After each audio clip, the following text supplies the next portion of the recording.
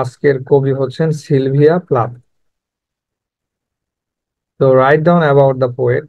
Poet সম্পর্কে কিছু লিখতে গেলে, she is a minor poet and an American poet. তিনি খুব ফেমাস ছিলেন না, ছোট কবি ছিলেন, এবং পক্ষান্তরে তিনি ছিলেন একজন আমেরিকান কবি। Who was prominent for her dealing with subject matter. আর বিশেষ করে তিনি তার সাবজেক্ট ম্যাটার, লেখালেখির যে বিষয়বস্তু ছিল, তার জন্যই বিখ্যাত ছিলেন। She was the wife of the English poet Ted Hughes. তিনি ছিলেন ইংরেজ কবি টেড হিউজের wife. She suffered from depression and she wrote poem on this topic. তিনি হতাশায় ভুগতেন এবং তিনি এই হতাশার উপরেই কবিতা লিখেছেন। Use to keep a diary, the journal of Sylvia Plath. তিনি সবসময় একটি ডায়েরি ব্যবহার করতেন বা রাখতেন, যেটার নাম ছিল the journal of Sylvia Plath. In this journal she recorded her life and works. আর এই ডায়েরিতে তিনি তার দৈনন্দিন জীবনের কাজকর্ম এবং অন্যান্য বিষয়গুলো লিখে রাখতেন। On the day she writes, আর সেই সময় তিনি লিখেছিলেন অ্যাবাউট হার ডিপ্রেশন, তার হতাশার বিষয়গুলো নিয়ে বা সম্পর্কে। আর রিলেশনশিপ উইথ হিউজ, তার হাজবেন্ডের সাথে তার কি সম্পর্ক ছিল, কেমন সম্পর্ক ছিল, সেগুলো লিখতেন। আর হ্যাট্রেড ফর হার মাদার, তার মায়ের প্রতি যে ঘৃণা ছিল সেটাও লিখতেন। It is a confessional diary. আর এই ডায়েরিটা ছিল মূলত কনফেশনাল মূলক। Ted Hughes destroyed the diary or journal after its first publication in 2007. তার স্বামী টেড হিউজ এই ডায়েরিটা পুড়িয়ে ফেলেছিল, এই ডায়েরিটা প্রথম প্রকাশিত হওয়ার পরে 2007 সালে। When Ted Hughes had a new affair with another girl, she could not tolerate it. Ted হিউজের যখন অন্য কোনো মহিলার সাথে এক্সট্রা ম্যারিটাল অ্যাফেয়ার ছিল, আর এইটা এই সিলভিয়া প্লাথ সহ্য করতে পারেনি। She committed suicide using her gas oven by writing a note to her downstairs neighbor to call a doctor. আর সেই সময় তিনি তার প্রতিবেশীকে একটি নোট লিখে এই যে গ্যাস ওভেন চালু করে সুসাইড করার অ্যাটেম্প করেছিল। After her suicide she became very popular. তার মৃত্যুর পরেই মূলত সিলভিয়া প্লাথ ফেমাস হয়ে ওঠে। And most of her poems were published as পোস্থিউমাস।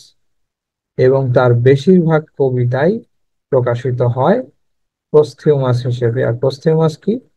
মৃত্যুর পরবর্তী যে কার্যকলাপগুলো প্রকাশ পায় সেগুলোকে পোস্থিউমাস বলা হয়। নেক্সট কোয়েশ্চেন হচ্ছে, what is a confessional poem? Confessional poem কি? The poems that are more personal and emotional are called confessional poems. যেই কবিতাগুলো ব্যক্তিগত এবং ইমোশনাল কার্যকলাপে বা বিষয়বস্তু নিয়ে লেখা হয় সেগুলোই মূলত কনফেশনাল পোয়েম। আর কনফেশনাল পোয়েম, এই কনফেশনাল কি? সেটা হচ্ছে আত্মস্বীকারোক্তি। Sylvia Plath wrote several confessional poems in a conversational style. Sylvia Plath অনেকগুলো কনফেশনাল পোয়েম লিখেছেন যেগুলো কনভারজেশনাল স্টাইলে লেখা হয়েছে। কনভারজেশনাল স্টাইল কি? মানে কথোপকথন চলবে এই টাইপ কবিতা। To expose the painful details of her personal life. আর এই কনভারসেশনাল স্টাইলে কবিতা কেন লিখেছেন? তার ব্যক্তিগত জীবনের এই যে পেইনফুল, দুঃখ দুর্দশা হতাশা, এগুলোকে প্রকাশ করার জন্য তিনি এই কনফেশনাল পোয়েম লিখেছেন। What is the subject matter of her poetry? তার কবিতার বিষয়বস্তুগুলো কি? She wrote on the rights of human, about children, শিশুদের সম্পর্কে, অ্যাবাউট হার হাজব্যান্ডস মিস্ট্রেস, এবং তার স্বামীর যে মিস্ট্রেস গুলো ছিল তাদের সম্পর্কে, about her journey to the intellectual world. এবং এই বুদ্ধিবৃত্তিক পৃথিবীর প্রতি যে তার একটা জার্নি ছিল সেই সম্পর্কেও তিনি লিখেছেন। ফার্স্ট কবিতা হচ্ছে আমাদের মর্নিং সং, লিখেছেন Sylvia Plath. What type of poem is morning song? Morning song কি ধরনের কবিতা? Morning song is a confessional poem that has autobiographical elements. Morning song হচ্ছে একটি কনফেশনাল পোয়েম যেটাতে অটোবায়োগ্রাফিক্যাল উপাদানগুলো রয়েছে। বায়োগ্রাফি এবং অটোবায়োগ্রাফি এই জিনিসটা ক্লিয়ার হয়ে নেবেন। A biography is the life history of an individual written by someone else. Biography হচ্ছে কোনো ব্যক্তির জীবনী যেটা অন্য কারো দ্বারা লেখা হয়, মানে নিজে না লিখে অন্য কেউ লেখে। And an autobiography is the story of a person's life written by that person. আর যদি কোনো ব্যক্তি নিজের জীবন সম্পর্কেই নিজে লেখে ওইটা হবে autobiography. What is the background of the poem? এই মর্নিং সং কবিতার ব্যাকগ্রাউন্ড কি? After the birth of her first child Frida in 1961 she composed this poem. তার প্রথম সন্তান ফ্রিডার জন্মগ্রহণ 1961 সালে তিনি এই কবিতা লিখেছিলেন। আর ফ্রিডার নাম ছিল Frieda Rebecca Hughes. Fat gold watch refers to, এই কবিতার ফ্যাট গোল্ড ওয়াচের একটি উল্লেখ আছে, তা মূলত কি জন্য ব্যবহার করা হয়েছে? The poet referred to her baby as a fat gold watch. কবিতার শিশু সন্তানকে ফ্যাট গোল্ড ওয়াচ হিসেবে উল্লেখ করেছেন। The ticking of the fat gold watch is compared with the babies crying. এই যে ফ্যাট গোল্ড ওয়াচের অর্থাৎ এই ধরনের ঘড়ির যে টিক টিক শব্দ করে সেইটাকে তুলনা করা হয়েছে কার সাথে? তার সন্তানের কান্নার সাথে। একজন নিউবর্ন বেবি যখন কান্নাকাটি করে তখন এই কান্নার আওয়াজটাকে এই ফ্যাট গোল্ড ওয়াচের সাথে তুলনা করেছেন। After the birth of the baby the nurse slapped the foot sole of the baby. অর্থাৎ কোনো শিশু জন্মের পরে নার্সরা এসে কি করে? তার পায়ের তালুতে আঘাত করে হাত দিয়ে। And it's started to scream, তখন ওই শিশু চিৎকার করতে শুরু করে। আর ওইটাই মূলত হচ্ছে কবি তুলনা করেছেন ফ্যাট গোল্ড ওয়াচের সাথে। Summary, the speaker addressed her baby as you and wrote the poem to make a connection between the poet and the baby. কবিতায় কবিতার সন্তানকে ইউ উল্লেখ করেছেন, মানে ইউ শব্দটা এখানে উল্লেখ করেছেন এবং কবিতা লিখেছেন যেন এই সন্তান এবং কবির মধ্যে অর্থাৎ মা এবং সন্তানের মধ্যে একটি কানেকশন তৈরি হয়। Love was the origin of the baby, আর মূলত এই শিশু কিসের উৎপত্তি? ভালোবাসার উৎপত্তি থেকে শিশুর জন্ম হয়েছে। Getting motherhood is the main theme of the poem. মাতৃত্ব পাওয়া অর্থাৎ মাতৃত্বের যে স্বাদ এইটা পাওয়াই হচ্ছে এই কবিতার মূল বা theme. There was a difference between the feelings after and before the birth of a child. একজন শিশুর জন্মের পরে এবং আগে যে অনুভূতি সেটা সম্পূর্ণ আলাদা, বা এই দুটো অনুভূতির মধ্যে পার্থক্য আছে। When the child was birthed, the midwife slapped the footsole of the baby and it started to scream. শিশুর জন্মের পরে মিডওয়াইফ মানে ধাত্রী বা নার্সরা এসে শিশুর ফুটসোলে পাদদেশে কি করে? স্ল্যাপ করে, আঘাত করে। তখন শিশু কান্না করে, চিৎকার করে ওঠে। The family members rounded the baby, আর পরিবারের সদস্যরা এসে তখন কি করে? শিশুকে বারবার দেখে। And watched as a wonderful gift, এবং এইটাকে বা এই শিশুটিকে একটি বিস্ময়কর উপহার হিসেবে গ্রহণ করে নেয় বা দেখে আর কি। The firstborn baby was like a fat gold watch that started to tick after taking birth. প্রথম জন্ম নেওয়া শিশু যাকে ফ্যাট গোল্ড ওয়াচের সাথে তুলনা করা হয়েছে কারণ সে জন্মের পরে ওই ঘড়ির মতো কান্না করে। Most of the night the poet stayed away from the baby. কবি শিশুকে ছেড়ে থাকতে হয়েছে। She listened to the breathing which was like the sound of a deep sea. শিশুর যে শ্বাস নেওয়ার শব্দ সেইটা শুনতেন, যেটা মূলত সাগরের বা মৃদু যে একটা আওয়াজ হয় ঢেউয়ের, সেইটার মতো মনে করতেন। At the very beginning, the poet doesn't feel for the baby.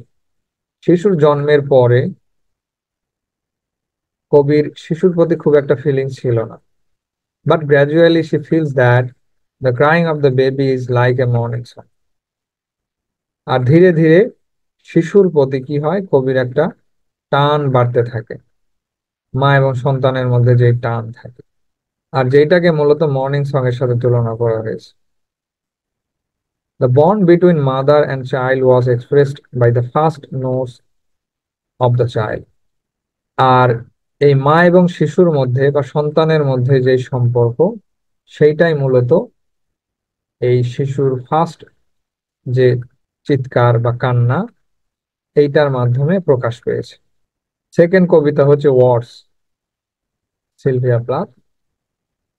Sap শব্দ তো আসবে, যেটা গাছের রস বা কষ বোঝায়।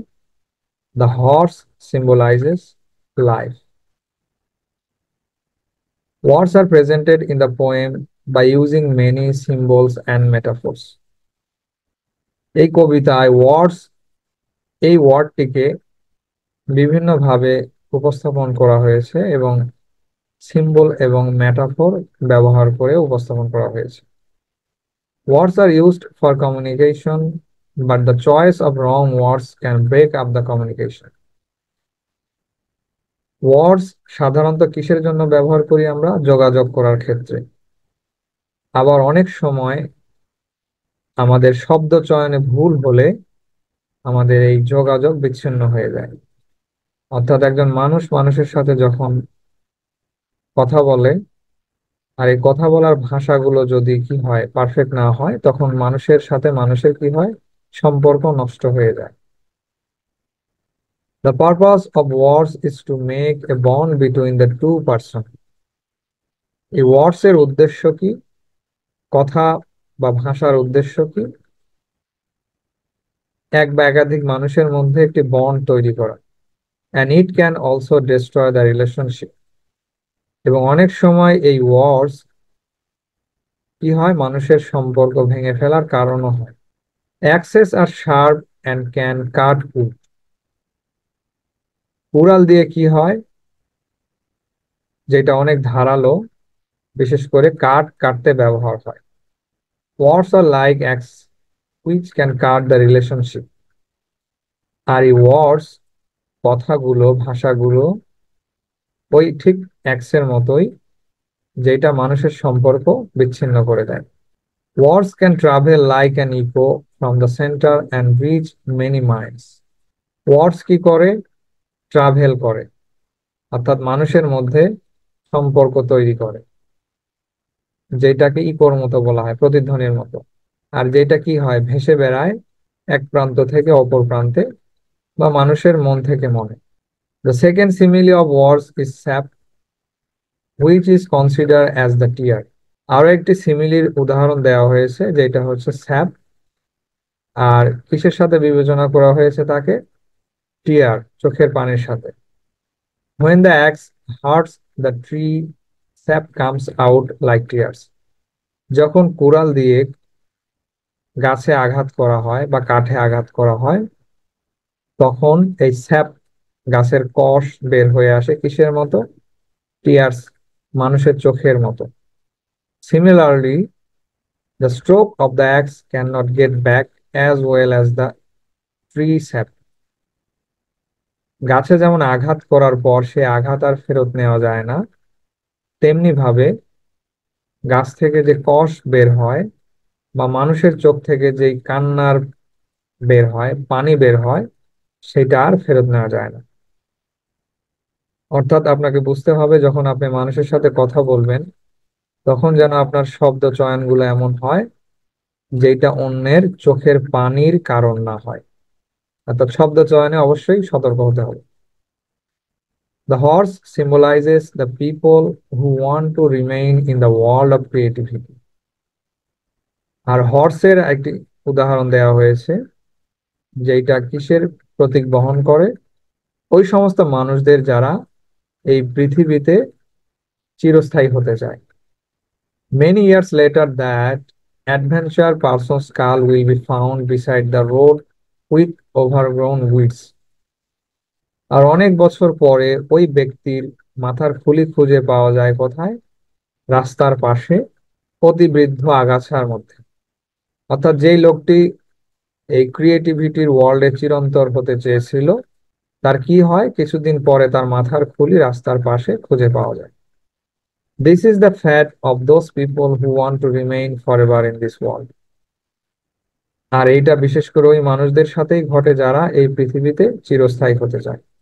Dry words are like a riderless wild horse. Dry words অর্থাৎ মানুষের সঙ্গে যখন কথা বলবেন, আর এই কথাগুলো যখন কি হয়, নীতি নৈতিকতার বাহিরে হয়, সেই ওয়ার্ডস গুলোকে কিসের সাথে তুলনা করা হয়েছে? রাইডারলেস ওয়াইল্ড হর্স, চালকবিহীন বন্য ঘোড়ার সাথে তুলনা করা হয়েছে। So before delivering words, human being must be conscious about them. অতএব কথা বলার পূর্বে মানুষকে অবশ্যই সচেতন হতে হবে, as it will never be taken back, যেহেতু একবার বলা কথা আর ফেরত নেওয়া যায় না।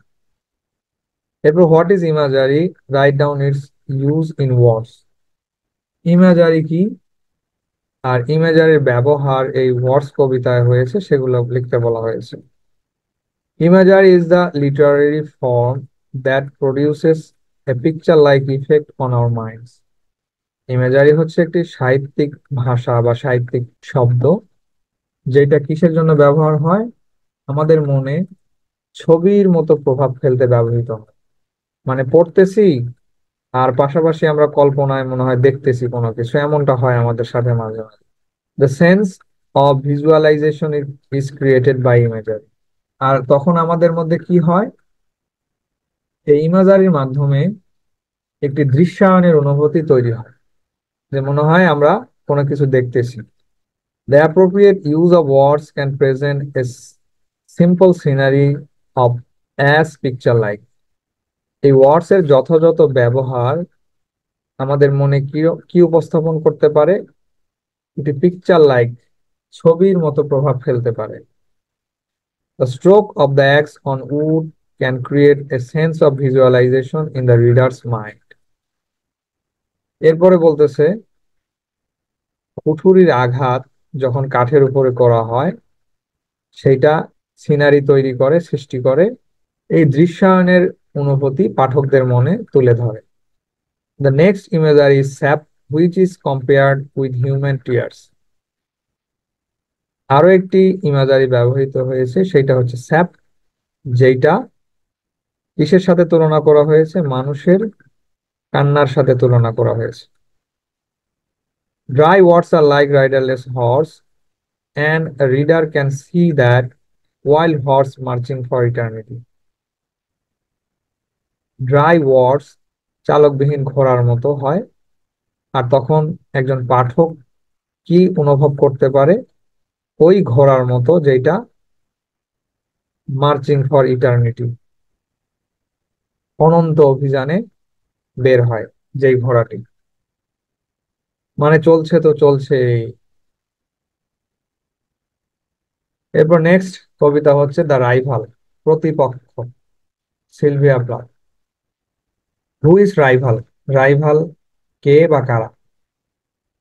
There are some interpretation or explanation about the identity of the rival. এই রাইভাল নিয়ে অনেক ব্যাখ্যা রয়েছে এবং অনেকেরই অনেক মতামত রয়েছে, যে আসলে রাইভালটা কে বা কাকে উদ্দেশ্য করা হয়েছে। Some say that the rival is the mistress of Telugus and her name is Asiya Wevel. অনেকেই এটা বলেছেন যে রাইভাল বলতে কবি এই টেড হিউজের যে অন্য মিস্ট্রেস ছিল তাদেরকে উল্লেখ করেছেন, যার নাম ছিল বিশেষ করে আসিয়া Wavell. At the time, Asiya was pregnant and Sylvia Plath committed suicide.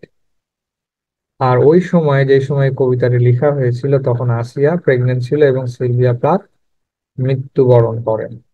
Another interpretation is that the relationship with her mother was not too good.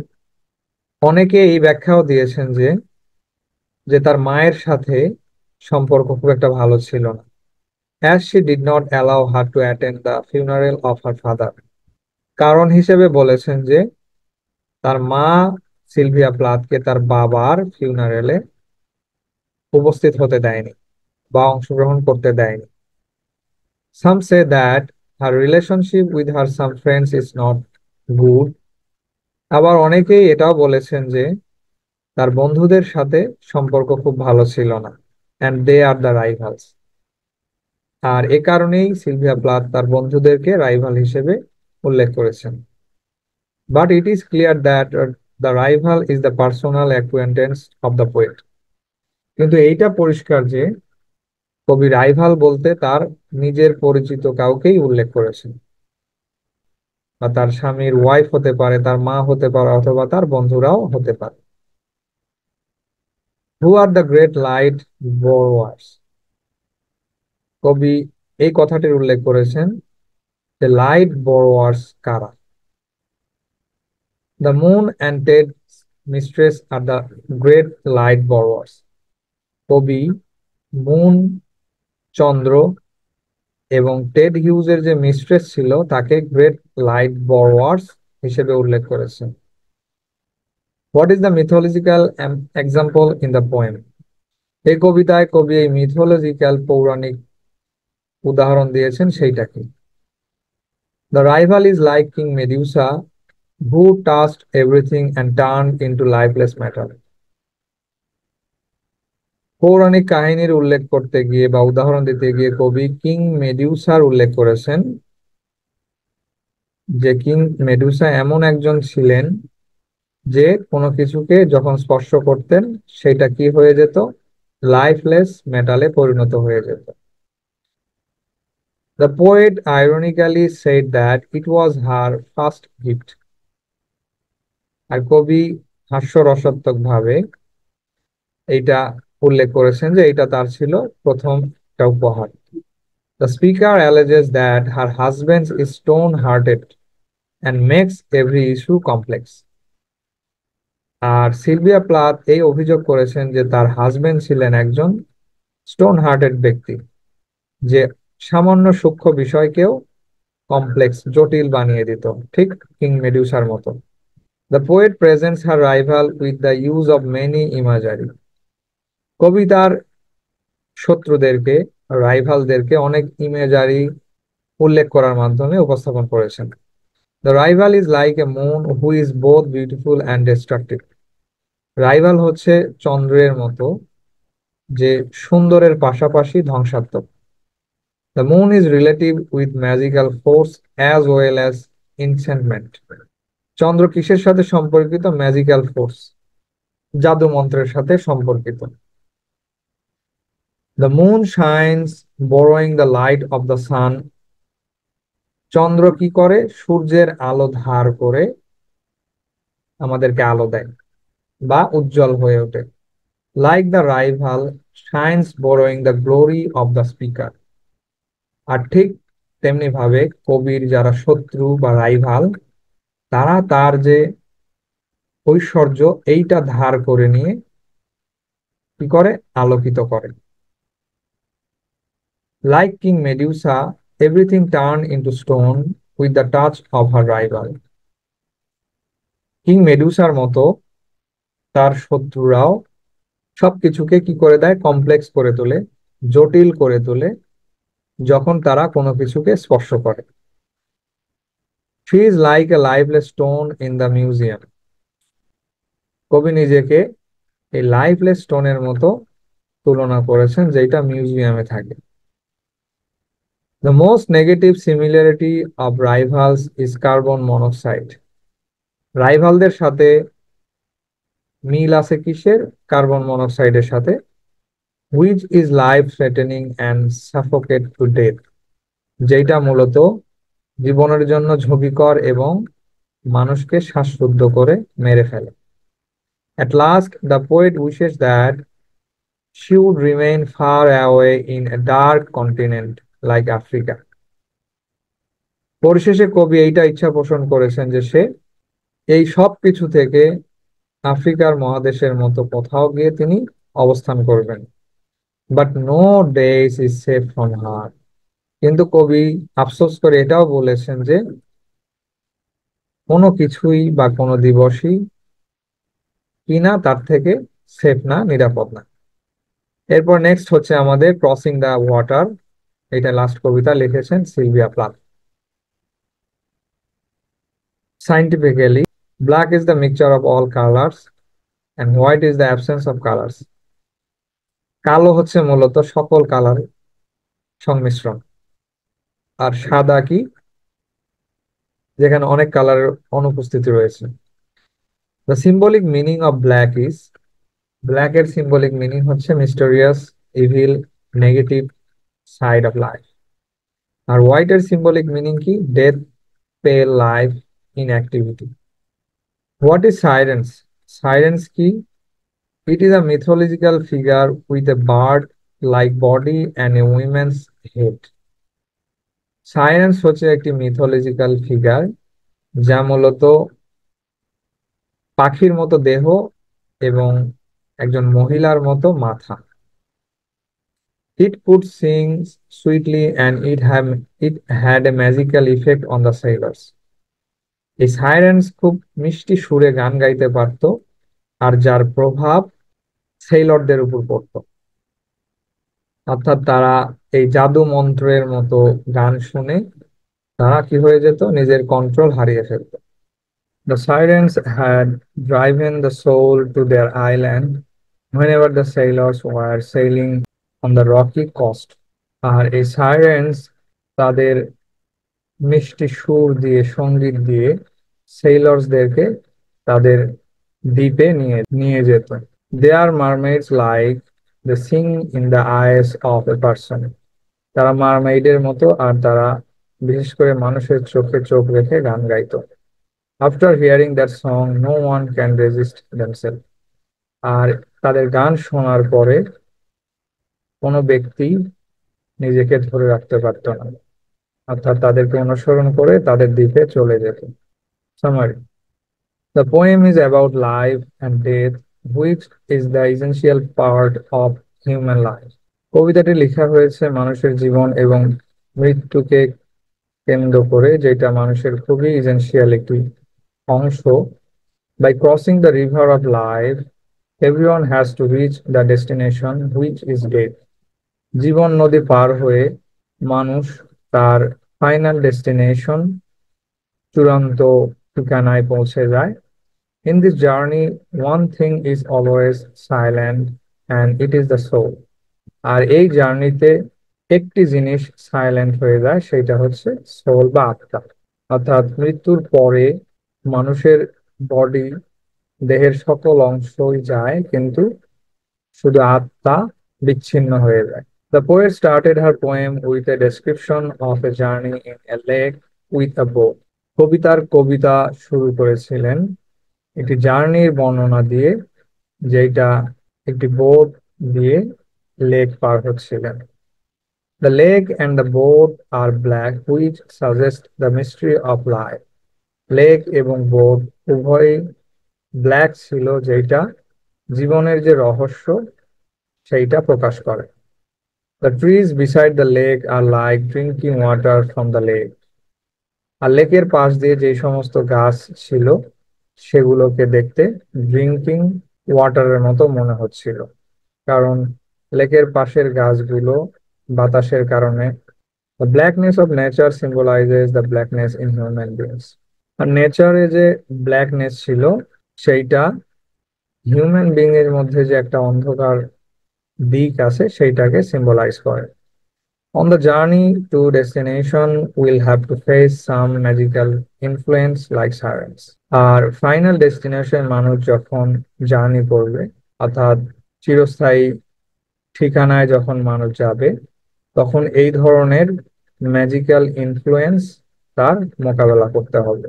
After getting the influence of life, আর এই ধরনের influence পেয়ে we become expressionless and silent, আমরা expressionless এবং silent হয়ে যাই।